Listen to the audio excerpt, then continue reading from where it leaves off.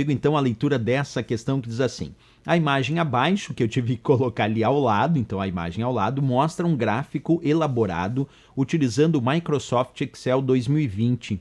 O tipo de gráfico representado na imagem é letra A, gráfico de rosca, letra B, gráfico de linha, letra C, gráfico de barra, letra D, gráfico de área e a letra E, gráfico de pizza.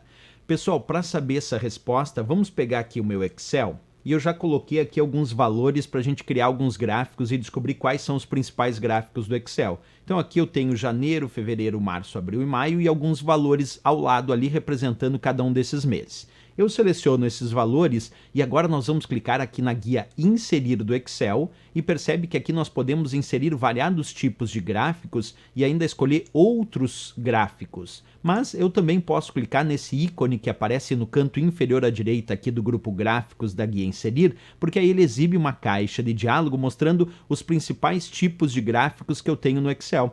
Então vamos começar aqui com gráfico de coluna. Vou confirmar e olha ali, o gráfico de coluna, as colunas são verticais. Vamos clicar aqui onde diz alterar tipo de gráfico e escolher agora gráfico de linha, onde ele marca as coordenadas e liga essas coordenadas com uma linha.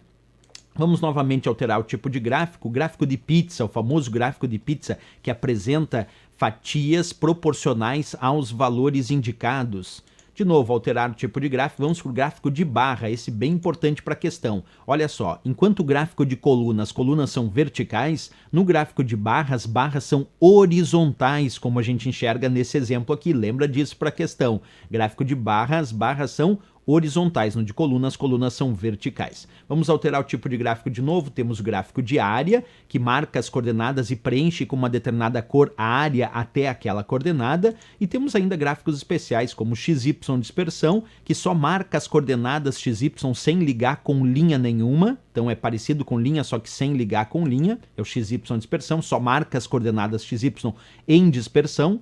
Temos o gráfico de ações, e esse é um gráfico muito específico, pessoal, para verificar a variação das cotações das ações na Bolsa de Valores, onde eu tenho que colocar qual é o valor daquela ação na abertura do pregão, qual o valor no fechamento do pregão, qual o valor máximo que a ação alcançou durante o pregão, qual o valor mínimo. Então, um gráfico muito específico para verificar a variação das ações, das cotações das ações na Bolsa de Valores. Temos o gráfico superfície, que é basicamente como se fosse um gráfico área, mas criando uma terceira coordenada, um eixo Z, para dar a ideia de uma superfície 3D. O gráfico rosca, que é parecido com o gráfico pizza, tem fatias proporcionais aos valores indicados, como o gráfico pizza, mas apresenta um orifício na parte central.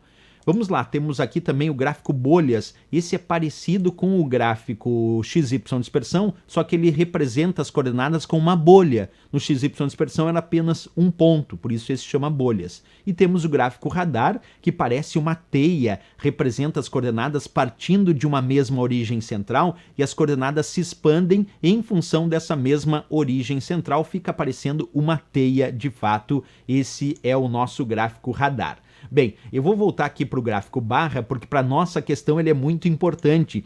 O gráfico barra apresenta barras horizontais. O gráfico coluna, as colunas são verticais, barras são horizontais. Com isso, a gente volta lá na questão e quando ele pede o tipo de gráfico representado na imagem, é um gráfico de barra, sem dúvida nenhuma. Observa, as barras aqui são horizontais. Então, letra C de Canadá, de fato, o gabarito e a resposta dessa questão.